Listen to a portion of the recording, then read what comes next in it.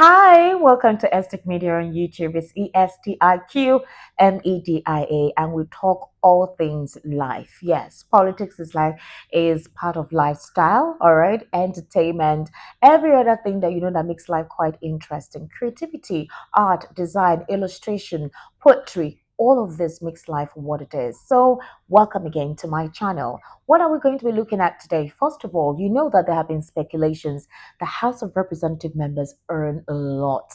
Yes, a lot of Nigerians feel that this House of Rep members, once they've been elected and they're representing their constituencies in the House of Representatives or in the National Assembly, that they're no longer pursuing the interests of their constituents. Rather, they focus on themselves and that their monies are humongous, that their salaries are humongous.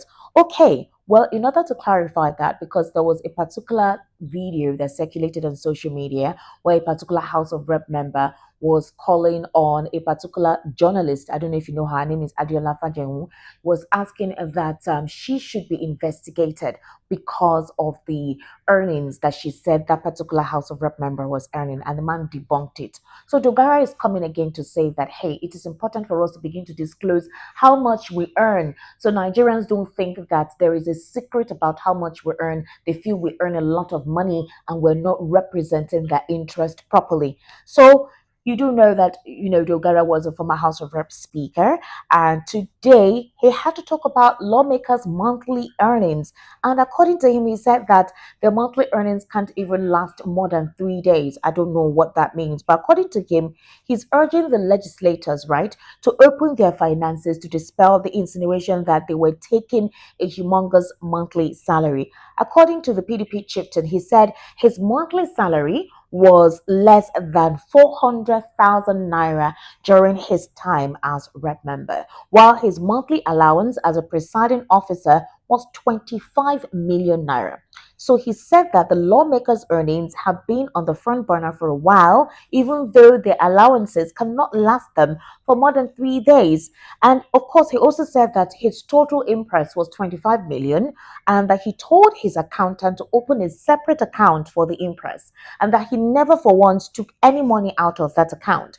Everything that came into that account was used to cater to the needs of his constituents. We don't know how true that is, but hey, this is the time for a lot of them to defend themselves. But is it not ideal for the House of Rep members to disclose to us publicly how much they earn? I mean, you're a public personality. We voted you in. The ideal thing that they usually used to do is that they disclose their assets before they occupy any position. It's not meant to be a secret why how much they earn. After all, it's taxpayers' monies. We are paying them salaries to represent our interests, to make laws that will accommodate us, laws that will make life quite comfortable for us. So I don't know why they find it difficult for them to make public how much they earn. They also another thing that we can look into today is the EFCC saying they will not tolerate any breakdown of law. Now, what is the reason? You know that just I think last week we heard that the EFCC, or rather we saw it, there were social media footages where we saw a CCTV footage showing how EFCC officials stormed a particular hotel, right? And they actually took about 117 young persons. One of the things that caught the attention of a lot of Nigerians and netizens was that in one of the CCTV videos, there was a lady in a room. The EFCC officials broke the door into that room and entered into the room and started beating the girl, like, or the lady rather. Let me not use the word girl because she's an adult. They started beating the lady up. They beat her. She sat on the chair. She was in her pajamas. That's her nightwear, and they beat her up. And then they walked her out of that room. We don't know where they took her to. According to the EFCC, the following day when we saw that CCTV footage, we heard the EFCC give an official statement that indeed they raided the hotel based on intel that those individuals were actually into cybercrime or cyber stalking or whatever. But what a lot of Nigerians were not happy about is the fact that we have a lot of high profile cases on the table of the EFCC and we've not seen them aggressively whisk them away from their residence. The last time we saw an aggressive method on any high profile person was during the time of former governor of Imo State, Rochas Okorocha. I don't know if you guys remember that funny video where Rochas Okorocha was lying down on the floor where they broke through his roof to enter into his house. We saw his children and his daughters. He was crying, he was praying, he was calling on God. It was quite a dramatic moment. But we all saw that there was a political affiliation to that entire theatrics and drama by the EFCC. That's the last time we saw the EFCC do something that aggressive to any ex political person or high profile person. So, based on what they read as bias when it comes to how the activities of the EFCC are carried out on persons, well, there have been calls or clamors on social media for a nationwide protest. Now, the EFCC is saying that they shouldn't go on that protest. Well, they're saying that the movement is being promoted as a form of resistance to its enforcement activities, particularly those targeting cybercrimes.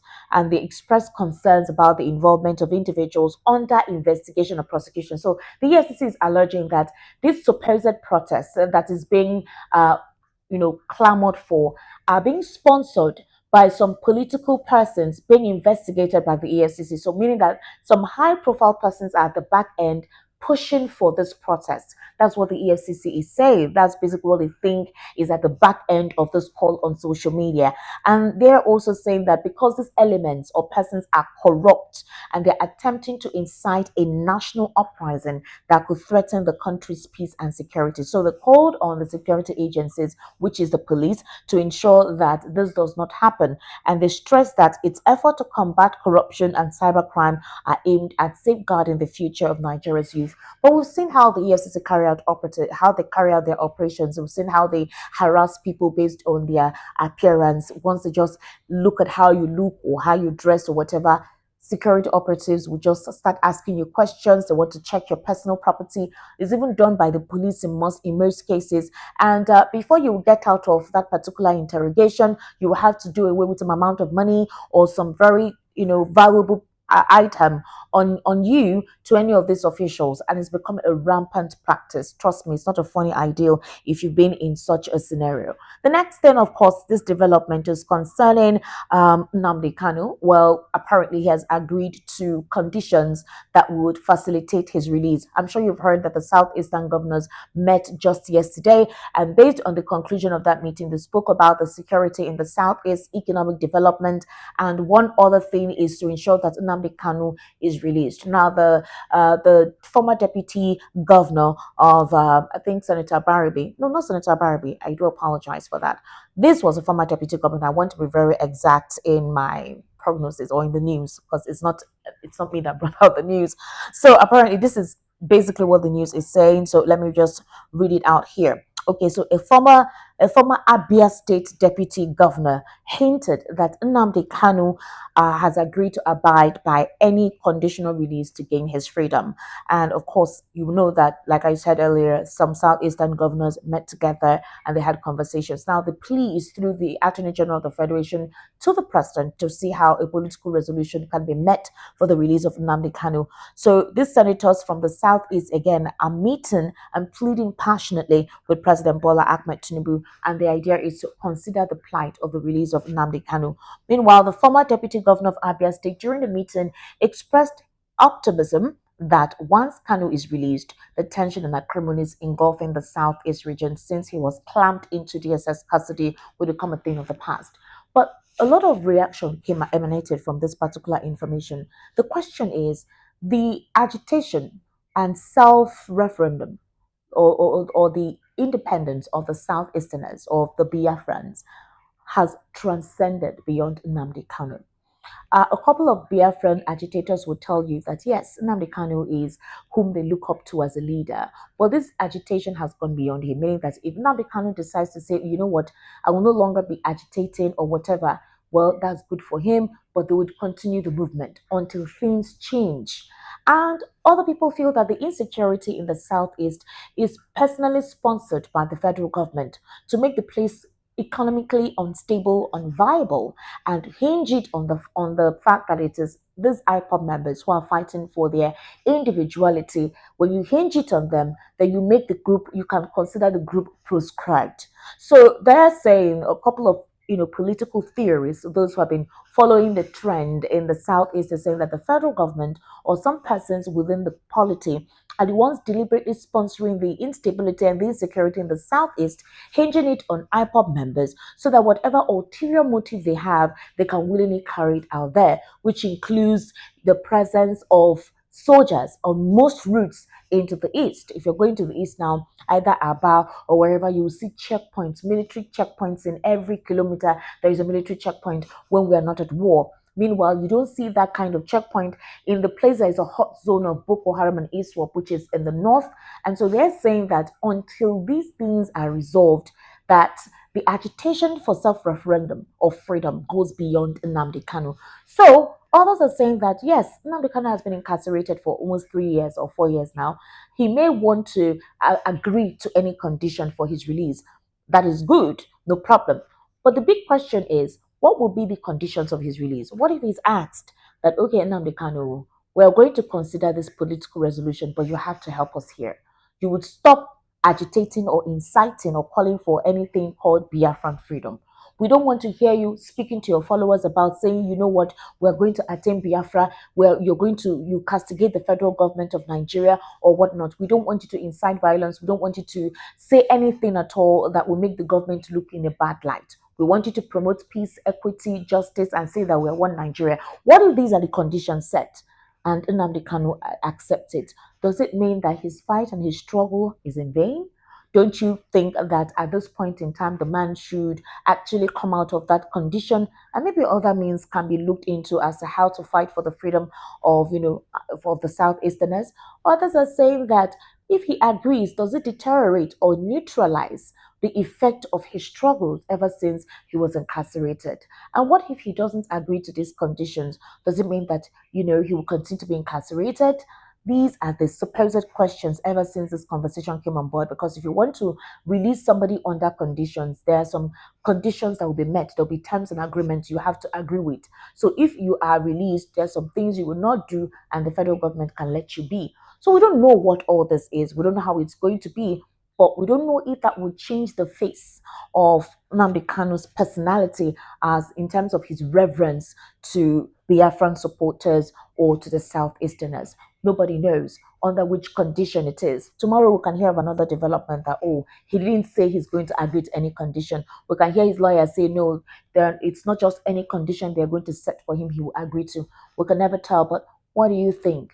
Regardless of whatever the condition is, don't you think it is high time he's released? Don't you also expect him to accept these conditions? You are not incarcerated.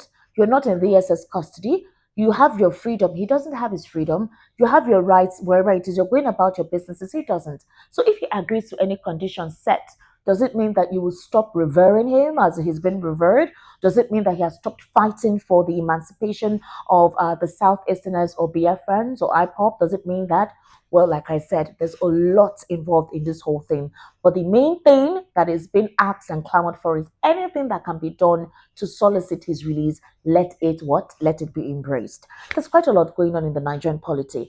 In Lagos today, it was a serious situation. The heavy downpour that started from 4 a.m., possibly till now, as I'm actually compiling, putting up this video, is still drizzling. A lot of areas were flooded. Lekki, Baghdad, um, K2, Mile 12. In fact, Alaba International Market, Trade Fair, all these hotspots were flooded. Cars were swimming in water. And then questions have been asked, what's going on with the drainage system in Lagos, the refuse disposition system? All of these are conditions that need to be talked about. What are these agencies doing about it? What will the Lagos state government do about it? Because this is a commercial hub center in Africa specifically. So if these necessary steps are not undertaken to ensure that there is a smooth running of businesses and lifestyle here, then what is the essence of governance? That's a question a lot of people are asking. Anyways, thank you so much for staying locked onto this channel. My name is Esther Machuku. Make sure that you subscribe, ESTIQ MEDIA. Bye for now.